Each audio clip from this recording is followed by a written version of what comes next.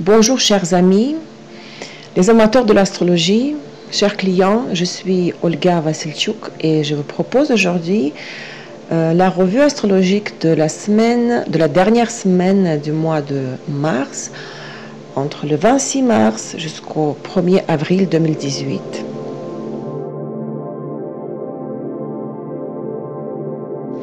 La dernière semaine de mars sera la période la plus difficile du mois. Et en fait, les 10 derniers jours de mars et aussi le début d'avril, pendant cette période-là, nous serons le plus probablement intolérants envers les autres. Nous pourrons nous comporter trop initialement agressivement. Dans la communication, nous nous efforcerons d'imposer notre opinion à l'entourage.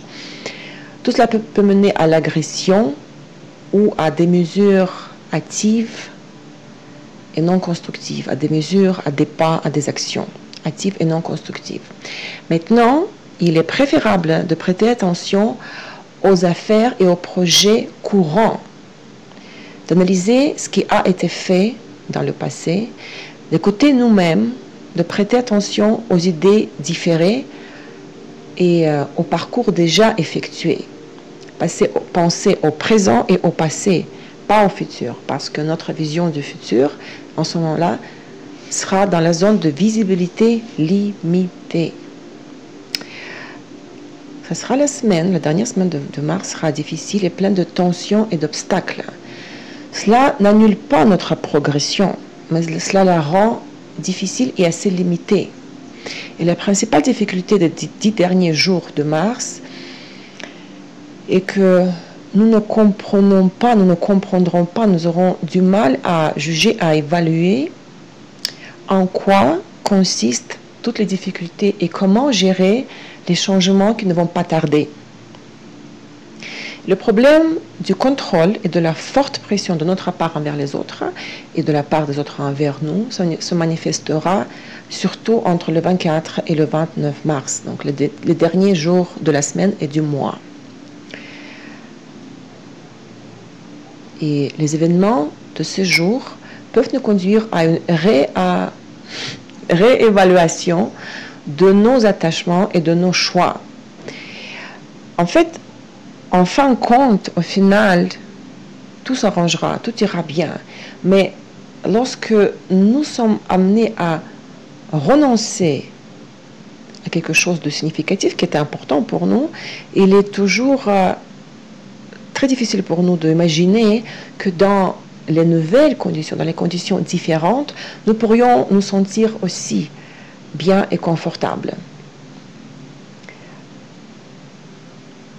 Je vous rappelle que depuis le 23 mars, Mercure dans la phase rétrograde qui durera jusqu'au 14 avril, et je vous invite à regarder la vidéo que je fais, vidéo séparée, sur ce sujet. À ce sujet, je vais juste vous rappeler que Mercure rétrograde provoquera des malentendus et des erreurs dans le travail avec les documents, créera de la confusion et des retards dans les horaires du transport.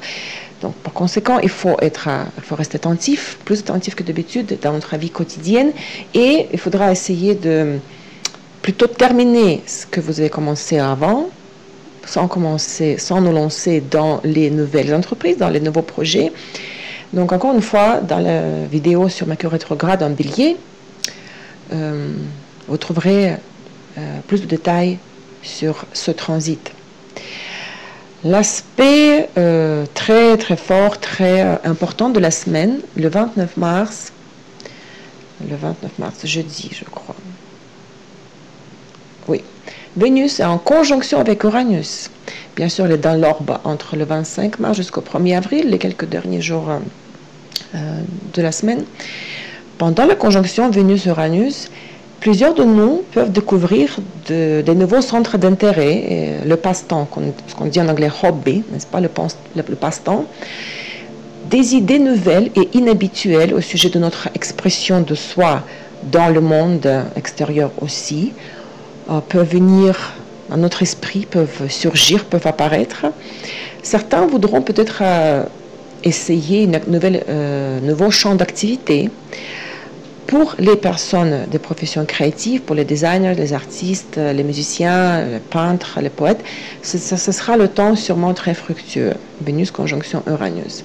En amour, nous ressentirons la nécessité, le besoin de renoncer à la routine, d'apporter des innovations dans la vie, dans les relations, de rencontrer de vieux amis, par exemple, que nous n'avons pas vus depuis longtemps. Ce transit renforce le romantisme, la tendance à flirter, il nous pousse vers l'aventure, il peut apporter de nouvelles rencontres insolites. Bon, en gros, c'est le temps des surprises, c'est le symbolisme de Uranus, n'est-ce pas? Vu que Vénus symbolise aussi les finances, les valeurs matérielles, en ce qui concerne l'argent, nous pourrons également nous attendre à des profits, aux entrées d'argent inattendues, aux paiements ponctuels aussi, comme inattendues, surprises, des surprises, aux cadeaux, à l'ouverture de nouvelles opportunités de gains, mais aussi aux dépenses imprévues, inutiles ou extravagantes. C'était jusqu'à maintenant plutôt la bonne nouvelle, parce que moi j'aime bien cet aspect-là. Moi je suis Verseau, ascendant Verseau, Vénus en Verseau. En tout cas, l'énergie uranienne est très familière, très proche. Elle met très proche, je pense qu'on dit comme ça. Donc, je n'ai pas peur de cette conjonction, vous savez. La conjonction Uranus-Vénus n'est pas un aspect tendu, négatif. C'est l'aspect des surprises. Mais le même jour, nous avons un aspect quand même qui n'est pas facile. Un aspect de carré 90 degrés du Soleil au Saturne, avec Saturne.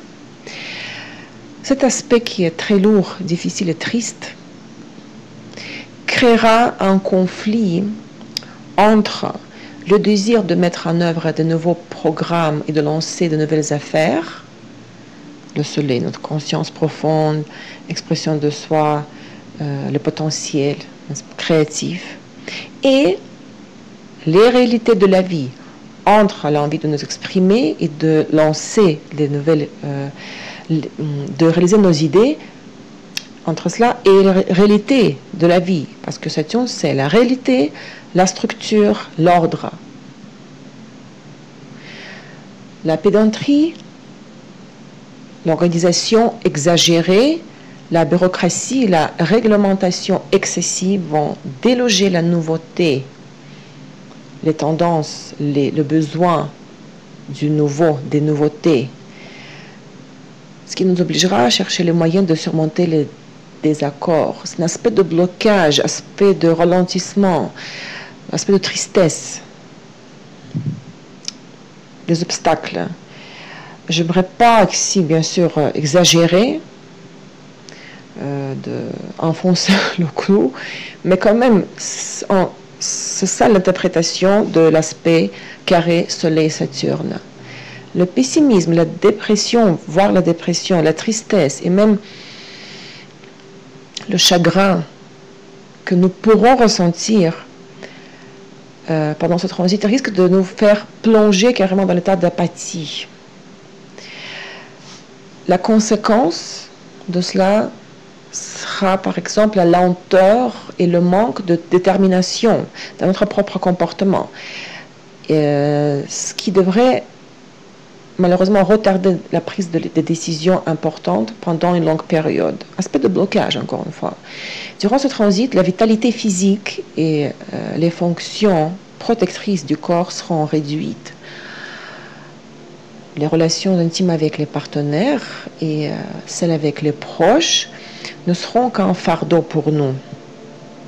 C'est pour cette raison que pendant ces quelques jours proches de l'aspect exact, il serait mieux d'éviter, de limiter au moins les contacts personnels, car les êtres chers peuvent douter de notre attitude à leur égard à cause de notre insensibilité, à cause du manque d'objectivité, de l'égoïsme et de l'attitude dictatoriale carrément de notre part. Cette période est pleine de divers conflits, querelles. Nous pourrons aussi ressentir de la frustration et même de la déception dans nos proches, dans nos partenaires. Dans certaines situations extrêmes, le refroidissement dans les relations, allant jusqu'à la rupture, la séparation, le divorce sont possibles. Ici, j'aimerais souligner que ce n'est qu'un transit de fond, aspect de fond. Si vous n'avez pas, si les planètes en transit ne touchent pas, qui sont en carré entre elles même, ne touchent pas vos planètes personnelles, les cuspides des maisons, surtout maisons angulaires, mais c'est plutôt les planètes qui comptent. Si vous n'avez pas d'indices de séparation, de divorce dans d'autres techniques de prévision qui sont applicables à votre propre thème astral, à votre propre situation, vous n'avez pas à avoir peur de ce transit. Le transit ne sert que de facteur déclencheur de ce qui est déjà mûri, qui est prêt à exploser, par exemple, s'il s'agit d'une séparation de divorce, d'accord? Le 31 mars, la pleine lune en 10e degré de balance à 8h36 du matin, heure New York, donc ce sera l'après-midi ou le soir en Europe. C'est une pleine lune difficile, ce sera une pleine lune difficile. Elle mettra en évidence les thèmes des relations de partenariat et de la coopération.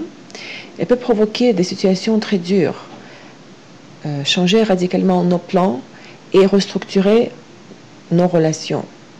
Les vieux problèmes, les décisions qui ont été reportées, remis pour plus tard, peuvent revenir dans nos vies sous une forme compliquée et complexe. Certains sujets et situations peuvent être finis d'une façon terminée, finis de façon achevée, soudaine. Ce qui arrive à chaque pleine lune, cette période, révélera les facteurs cachés de la nouvelle lune du 17 mars. C'est logique, tout ce que nous semons au moment de la nouvelle lune, les nouveaux projets que nous faisons pour le nouveau mois lunaire, ils sont en train de mûrir pendant 2 semaines, les 2 premières phases du mois lunaire, et vers la pleine lune, ils atteignent le sommet, le pic de leur concentration, de la réalisation, et puis la vérité sort au grand jour. Il y a toujours le lien direct entre la nouvelle lune et la pleine lune, n'est-ce pas? La lune en balance, elle sera en opposition avec le soleil en bélier, n'est-ce pas? Mais le soleil à son tour est en conjonction avec Mercure. Donc la lune forme l'opposition avec soleil et Mercure en conjonction. Et ces 3 planètes forment à leur tour les carrés. Ils sont en carré avec la conjonction Mars-Saturne.